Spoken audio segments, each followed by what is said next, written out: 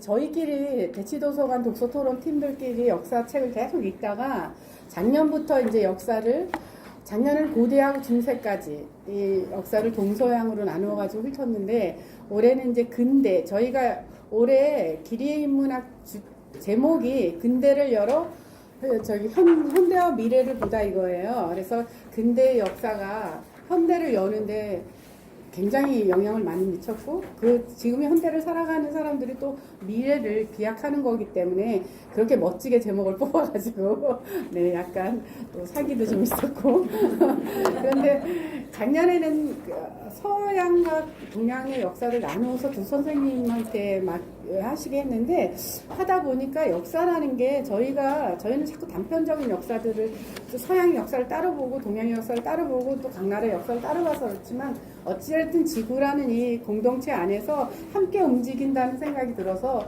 동서양의 역사를 같이 보는 게 좋겠다 해서 사실은 이제 올해 다시 홍석권 선생님을 저희가 모셨는데 홍석권 선생님이 서울대학교를 나오셔서 교육 관련 업계에 오랫동안 계셨어요. 그런데 선생님이 역사를 전공하신 것도 아니고 역사책을 저술하신 것도 아닌데도 불구하고 제가 사실 강사를 모실 때 굉장히 따타를 부리는 사람 중에 하나임에도 선생님을 모신 건 선생님의 그 엄청난 독서량과 그거에서 나오시는 다양한 저희를 누구도 할 수 없는 쉽게 이해시키는 능력 때문에 제가 반해서 그래서 저희가 기획을 할 때 굉장히 신중을 더 기합니다. 강사에서 밀리지 않으려고 하는데 선생님이 작년에 해주신 거 누구나 다 공감하실 거예요. 작년에 저희 대치독서관에서 기레인물을 들으신 분들은 홍성박 선생님이 역사에 대해서 얼마나 해박하기만 한 게 아니라 전달력이 좋으신지 다 아시고 계실 거라고 생각해서 올해도 다시 저희가 바쁘신 홍석권 선생님을 작년부터 붙들어 매놓고 지금 이렇게 모셨습니다. 올해 시작하실 때 박수 주시고 좋은 경험이 되시길 바랍니다.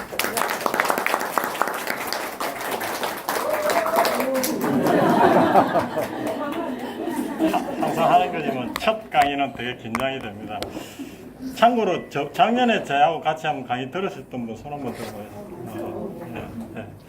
작년에는 이제 동양을 했죠. 한중일 삼국을 엮어서 이렇게 했었는데 주제가 아까 말씀하셨다시피 이제 동서양을 아울러서 해야 되기 때문에 상당히 지금 분량이 많고 그래서 좀 빠듯하게 가야 될 것 같은데 8회에 걸쳐서 사실은 제가 오늘 중세도 좀 할 거기 때문에 거의 2000년의 그 서양과 동양을 다 아울러야 되기 때문에 좀 빡빡할 것 같습니다.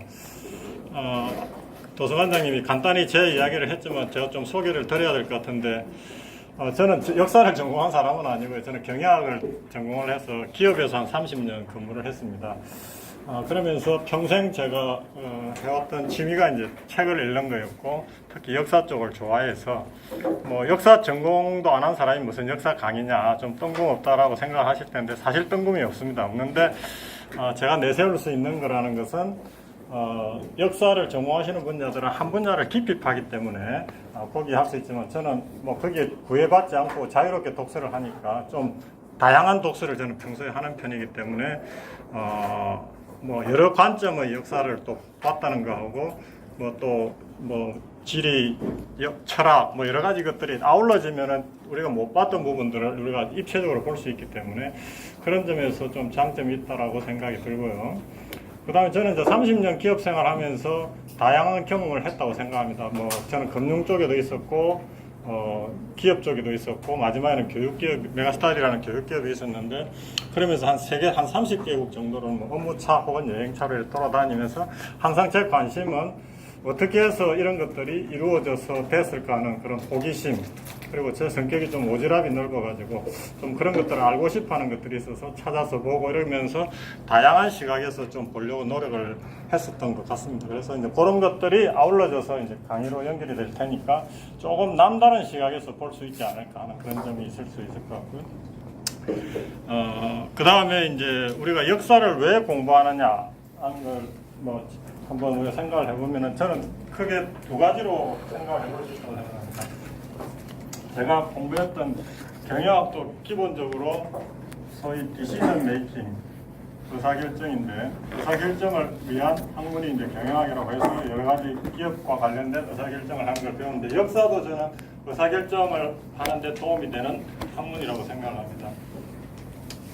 경영학은 효율성과 효과성에 의해서 어떻게 하면은 그 주어진 경제적 판단을 할 것인가 하는 의사결정을 배운다고 하면, 역사는 과거에 살아왔던 뭐 똑똑한 사람, 모질한 사람, 지혜로운 사람, 무지한 사람, 여러 다양한 사람들이 그 상황에서 내렸던 결과와 그런 것에 의해서 이루어진 것들이 역사라고 한다면, 그런 것들을 우리가 한번 되돌아보면서 우리의 현실에 접목을 할 수 있다는 점에서 우리가 살아가는 과정에서 의사결정을 하는데 상당히 도움을 받을 수 있지 않느냐 하는 점에서 역사 공부가 상당히 중요하다고 생각할 수 있고요. 그 다음에 역사 공부를 할 때 저번에도 제가 한번 이야기를 했는데 상당히 강조를 하는 게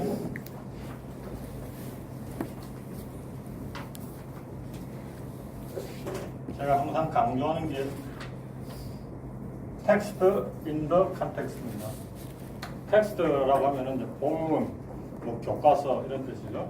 컨텍스트라고 하면은 상황, 맥락.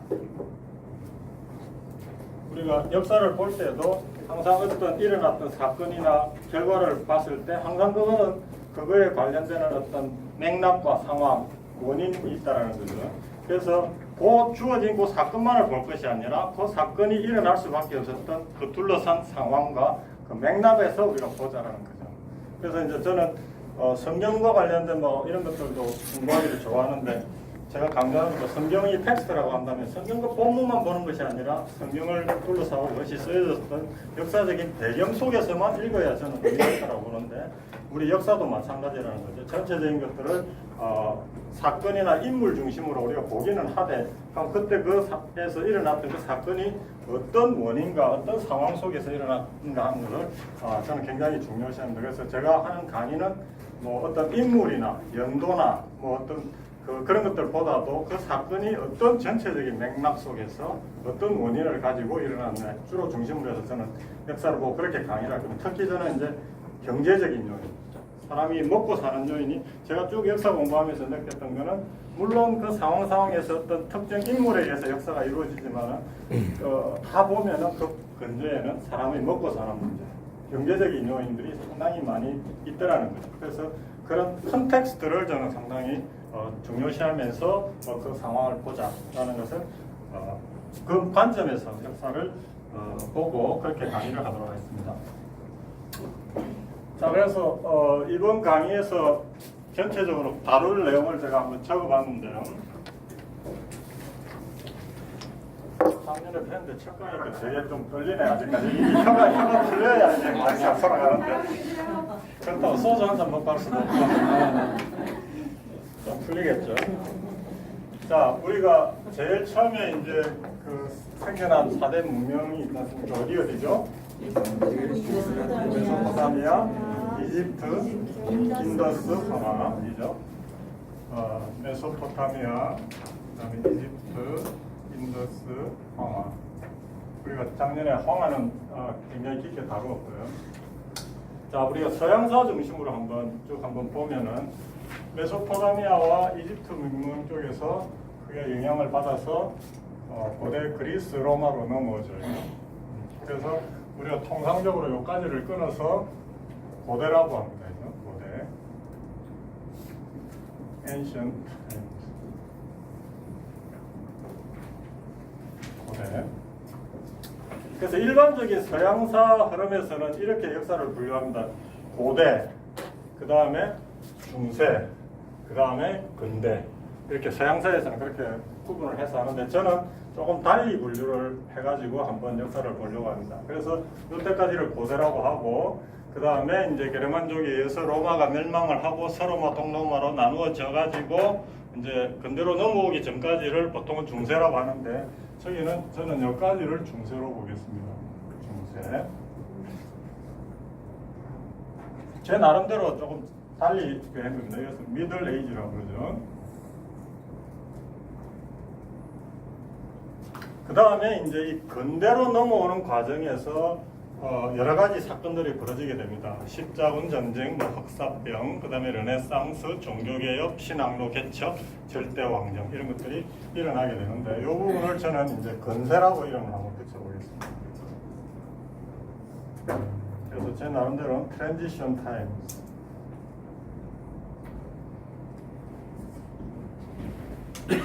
근대로 넘어가기까지 어떤 하나의 중간 과정 단계라는 것은 이 부분이 굉장히 저는 중요하다고 보고요. 그 다음에 이제 이런 것들을 거쳐서 소위 과학혁명, 계몽주의에서 시민혁명과 산업혁명이 일어나고 그 다음에 이런 것을 받아들인 서구 국가들에 의한 제국주의. 그래서 일어나게 된 게 1차 세계대전. 저는 여기까지를 근대라고 보겠습니다. 근대를 우리가 보통 모던 타임스라고 그러죠. 모던 타임스. 모던을 뭐 현대라고도 이야기를 하는데, 자, 2차 세계대전 이후부터 우리가 지금 살고 있는 세계 시대는 사실은 우리 동시대, 뭐 우리가 태어난 시기부터 거의 되는 거니까 이때를 이제 현대라고 우리가 봅시다. 현대는 이제 거의 contemporary times. 빨간 거 좀 잘 나오는 거 하나 주시면. 빨간. 네. 그래서 고대, 중세, 근세, 근대, 현대입니다. 이번 강의의 가장 핵심은 여기에 있습니다. 근대. 있는데 그럼 이 근대라고 하는 것이 과연 어떤 맥락에서 오게 됐느냐, 그리고 이 근대라고 하는 것이 우리가 살고 있는 이 동시대 현대에 어떤 영향을 미치고 있느냐, 그리고 앞으로 우리가 살아갈 미래에 어떤 것을 보여줄 것이냐 하는 것이 이번에 이제 강의를 전체 커버한 것들이 되겠고요. 그래서 제가 오늘 이 중세하고 요거를 다루게 되기 때문에 상당히 다룰 것이 많기 때문에 빠듯이 가야 될 것 같고요. 이때 이제 우리가 동서양, 우리 동양 이 한두 개를 같이 볼 거니까 이때는 명나라, 청나라, 중화민국 시대, 그 다음에 우리는 고려말, 조선, 그리고 와서 대한민국으로 보게 되고요.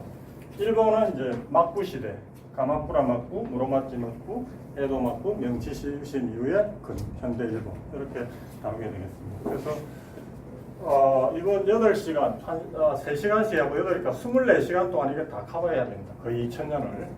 그래서 작년에는 한 2시간 반 정도 했던 건데 이번에는 3시간 꽉 채울 겁니다. 제가. 꽉 채울 거니까 조금 빡빡한지 모르겠지만 좀 따라와 주시면 좋겠습니다. 그래서 이번 강의를 들어가기 전에 제가 생각할 때 이 역사를 정확하게 잘 이해를 하시려면 이 지도를 잘 봐요.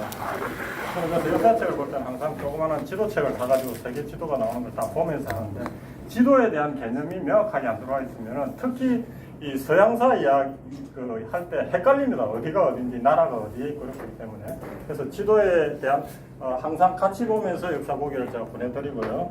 그 전에 이제 약간 지도를 보면서 우리가 전체적인 윤곽을 한번 잡고 넘어갔으면 좋겠습니다. 다 아시겠지만 한번 보겠습니다. 유럽, 여기 중동, 뭐 아프리카, 아시아, 북아메리카, 남아메리카, 오세안이라고 하는데 왜 이걸 중동이라고 하죠? 중동, 미들 이스트,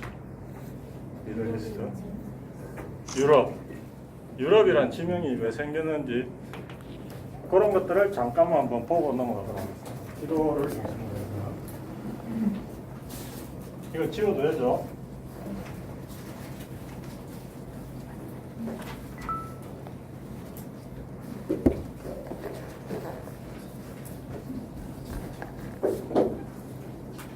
그리고 제가 이번에 강의를 할 때 저는 좀 자유로운 입장에서 그걸 하기 때문에 시대도 제 나름대로 조금 이렇게 그걸 했고, 역사를 우리가 이때까지 주로 배워온 게 서양사 중심으로 배워왔어요. 서양사 중심으로. 서양, 뭐 역사라고 하는 것도 기본적으로 서양에 통해서 우리가 배우고 그 사람들이 시대 구분한 거, 그 사람들의 관점에서 우리가 역사를 많이 봐왔기 때문에 서양사, 그 서양인들의 관점에서 역사를 많이 봐왔는데 저는 그걸 좀 비판적으로 이야기를 합니다. 그러니까 우리 입장에서 좀 주체적으로 좀 보려고 하는 노력을 많이 할 거예요. 그래서 그런 부분에서 이번 역사 강의를 좀 보시면 좋겠고, 그리고 큰 이번 역사 강의에서 여러분들하고 같이 문제 의식을 같이 공유하고 갔으면 좋겠는 게, 물론 책으로도 뭐 많이 나오고 학자들이 많이 썼던 건데 왜 동양이 서양에 뒤지게 되었을까? 그 원인을 여러분들 나름대로도 한번 찾아보시고 제 강의 속에서 거기 계속 나오게 될 겁니다. 왜 그 이야기를 하기 전에 보면은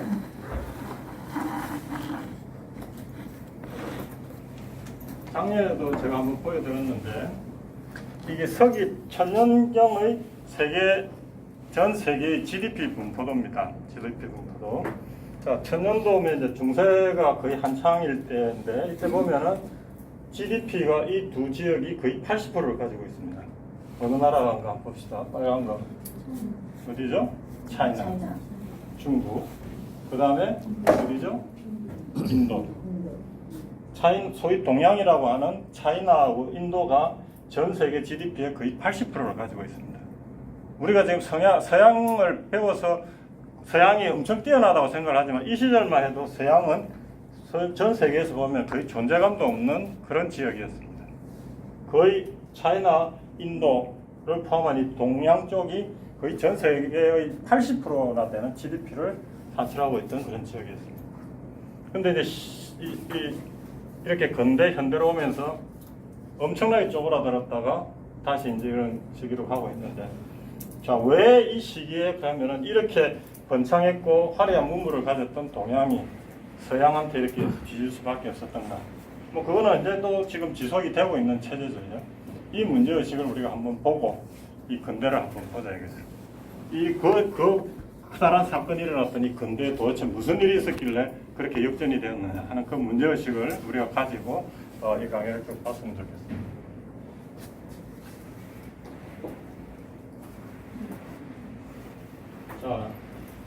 자, 그러면 이 서양이라는 지역을 한번 봅시다. 자, 유럽, 크게 지역을 구분하면은 서양, 동양 이렇게 하고 기본적으로는 아시아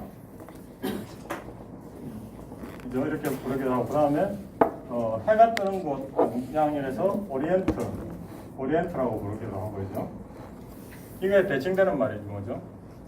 해가 지는 쪽, 옥시덴트 이렇게도 부릅니다. 그러니까 옛날에 그 고대 서양이라고 하는 거는 기본적으로 이 지중해를 중심으로 해서 여기가 다 아니었습니까? 로마권. 그러니까 이 사람들이 볼 때 자기네들이 사는 땅을 중심으로 해갖고 해가 지는 이 서쪽 옥시덴트 하고 이 동쪽 넘어 이쪽 자기네들 기준으로 동쪽에서는 해가 뜨는 나라.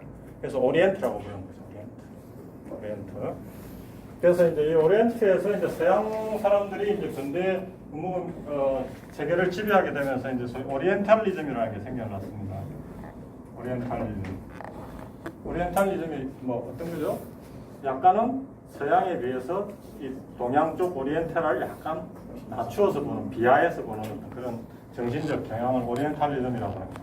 이거는 알게 모르게 우리가 지금 현대에서 살고 있는 체제가 기본적으로 서구에서 만든 체제 속에서 우리가 살고 있지 않습니까? 기본적으로 큰 축으로 자본주의와 민주주의라고 하는 서구에서 만들어진 체제 속에서 살다 보니까 서구 것은 모든 것이 좋고 우월하고, 이 동양은 뭔가 정근대적이고 못 살고 뭔가 좀 꾸질하고 뭔가 모질하는 듯한, 우리도 그런 자기 비하의식을 가지고 있던 그런 것들은 제가 볼 때는 서양 사람들이 계속 그런 것들을 심어낸 거예요. 그러니까 여러 가지 뭐 문학이나 문화나 이런 걸 통해서 그런 것들을 오리엔탈리즘이라고 합니다. 근데 여기서 보면은 아까도 제가 얘기했지만 동양이 서양에 비해서 절대 뒤졌던 것이 아닙니다. 근데 이 근대에 뒤질 수밖에 없었다는 거죠.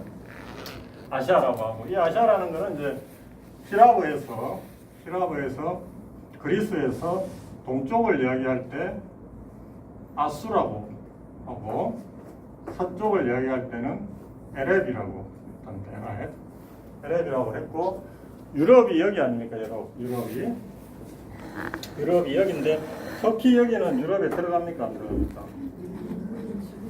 지금은 안 들어갑니다. 근데 이제 터키가 EU에 지금 들어가려고 엄청 노력을 하고 있는데 EU에서 아직 승인을 안 해줘서 못 들어가고 있는데, 이 아시아와 이거 경계가 되는 게 이 터키 요 건너편에 있는 도시가 이스탄불.